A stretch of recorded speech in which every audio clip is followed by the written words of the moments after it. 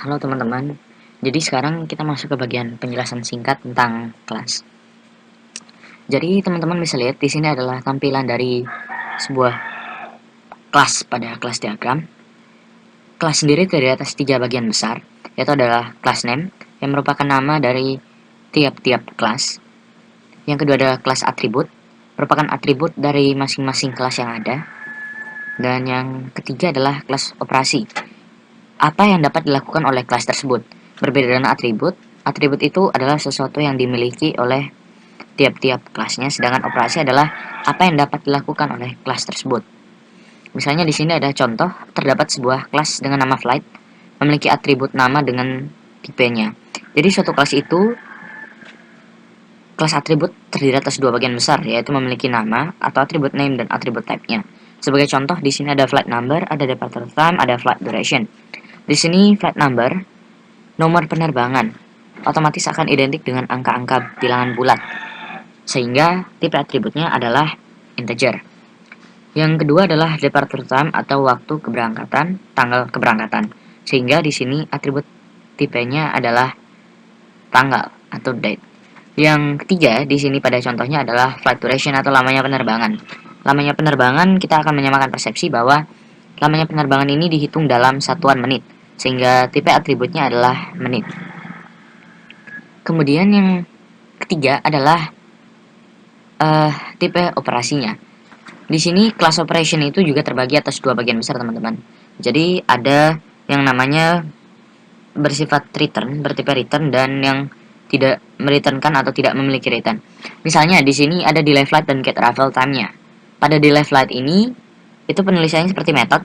Delay flight ini memiliki sebuah parameter dengan nama number of minutes atau lamanya waktu dengan tipenya menit. Di sini tidak ada nilai pengembalian atau nilai value-nya dari berapa lama penerbangan itu sendiri, penundaannya. Tapi perlu teman-teman ingat, ada kasus di mana di sini bebas ya teman-teman. Jadi di flight ini teman-teman mau memberikan nilai waktu return juga bisa, tidak pun juga bisa, tergantung sesuai dengan kebutuhan. Yang kedua adalah get arrival time-nya. Di sini terdapat nilai return yaitu date. Pada kotak tabel ini terlihat bahwa ini adalah kelas dengan namanya kelas flight. Di sini terdapat 3 atribut yang sudah di list. Ada flight number dengan tipe datanya adalah integer.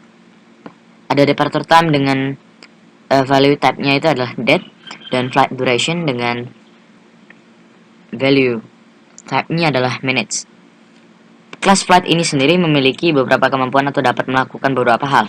Misalnya ada keterlambatan penerbangan dengan parameternya dalam satuan menit, dan juga ada waktu kedatangan, kapan dia datang, yaitu dalam satuannya adalah date atau tanggal. Perlu teman-teman ingat, jadi suatu kelas itu diwajibkan untuk memiliki minimal nama saja. Kelas atribut dan kelas operation ini bersifat opsional, artinya bisa ada dan bisa tidak. Sekarang kita akan masuk ke pembahasan case kita tadi. Saya bacakan kembali case-nya. Di sebuah daerah bernama DDPL, terdapat sebuah perusahaan bernama Six. Perusahaan Six bergerak pada bidang perdagangan, menjual berbagai jenis makanan, minuman, serta berbagai barang konsumsi lainnya. Perusahaan Six terbilang cukup sukses karena telah memiliki beberapa cabang di tempat-tempat yang strategis. Surahnya adalah buatlah kelas diagram dari uraian singkat perusahaan Six tersebut. Di sini pertama-tama kita akan mengasumsikan bahwa perusahaan Six membuka cabang dan cabang-cabang tersebut adalah toko. Jadi pada toko tersebut pasti terdapat banyak pegawai. Jadi kita asumsikan di sini ada pegawai. Yang ketiga adalah menjual berbagai jenis makanan, minuman, serta berbagai barang konsumsi lainnya. Kita asumsikan terdapat pembeli karena di sini ada kata menjual berbagai, ada pembeli. Yang keempat adalah produk. Menjual berbagai jenis makanan, minuman, serta berbagai barang non-konsumsi. Semua ini kita asumsikan sebagai produk. Nah, kita akan memecah lagi. Di produk ini ada makanan, ada minuman, dan barang non-konsumsi. Kemudian kami juga mengasumsikan bahwa dalam proses penjualan ini akan terjadi sebuah proses transaksi. Proses transaksi ini akan ada antara pembeli dan juga pada tahap produk ini. Jadi di sini kita punya 1, 2, 3, 4, 5, 6, 7, dan 8 kelas yang ada. Oke teman-teman, jadi sebelumnya kita telah mengidentifikasi dengan menggunakan berdasarkan asumsi kita. Terdapat 8 kelas dari case di atas. Yang pertama adalah kelas toko, yang kedua pegawai, yang ketiga pembeli, yang keempat produk, yang kelima makanan, yang kelima minuman, yang keenam barang konsumsi, dan yang terakhir adalah transaksi. Kita langsung saja, kita di sini menggunakan star UML. Di sini pada bagian kirinya sudah terdapat berbagai toolbox yang dapat kita gunakan. Misalnya di sini ada toolbox class. Kita klik di sini. Untuk membuat kelas sendiri cukup mudah. Caranya kita tinggal klik pada toolbox class, kita klik, kita langsung berikan nama. Pada bagian pertama ini adalah nama kelasnya, misalnya tadi toko. Seperti yang tadi kita sudah bahas sebelumnya, setiap kelas memiliki 3 bagian utama, yaitu nama kelas, atribut kelas, dan juga kelas operasional atau apa yang dapat dilakukan oleh kelas. Untuk menambahkan atributnya, kita klik panel di samping, add atribut, kita klik enter. Maksud saya kita klik untuk secara langsung dari keyboard, Ctrl dan enter. Kalau secara manual kita klik panel berikut, langsung masuk pada toko. Di sini kami masukkan atributnya, asumsi kami adalah nama tokonya. Nah, seperti yang tadi telah kita bahas, pada kelas atribut itu terdiri atas 2, yaitu nama atribut dan tipe atributnya. Untuk atribut nama identik dengan kata-kata sehingga tipenya adalah string. Dan toko tadi sesuai dengan case telah memiliki beberapa cabang, otomatis memiliki alamat-alamat yang berbeda. Oleh karena itu kita masukkan alamat. Untuk alamat sendiri kita masukkan address.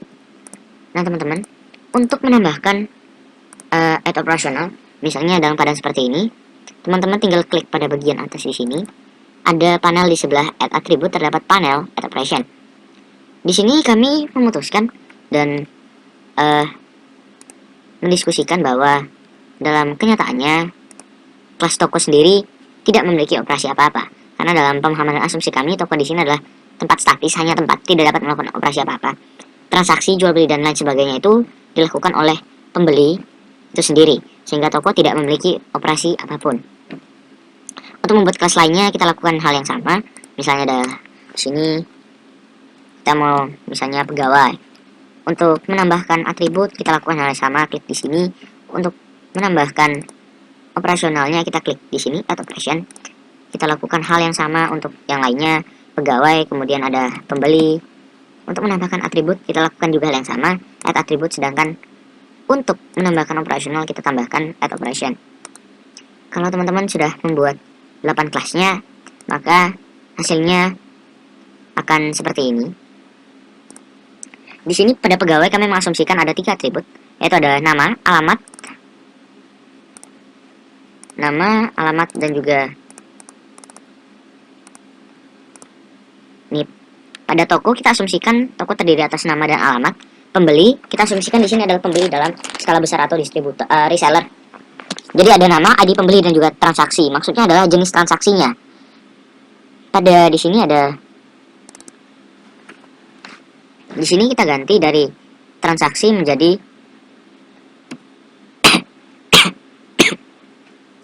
menjadi pembelian. Di sini kita ganti dari pembeli menjadi beli. Di sini ada nomor transaksi, ada jumlah transaksi, dan juga tanggal transaksi. Kemudian ada produk. Pada produk kami mengidentifikasi bahwa terdapat 3 atribut pada produk, yaitu nama, harga produk, dan juga stoknya. Untuk tanggal produksinya kita akan pecah lagi. Dari produk kita pecah menjadi makanan, minuman, dan non konsumsi. Untuk makanan kita atributnya ada string, ada tanggal produksi, ada tanggal kadaluarsa, harga, dan stok. Untuk minuman sendiri kita ada nama, tanggal kadaluarsa, harga, dan juga non konsumsi. Untuk pembeli di sini kita menambahkan operasinya berupa beli barang. Di sini operasinya adalah pembeli bisa membeli produk dari atau yang disediakan oleh toko, sehingga pada operasionalnya kita tambahkan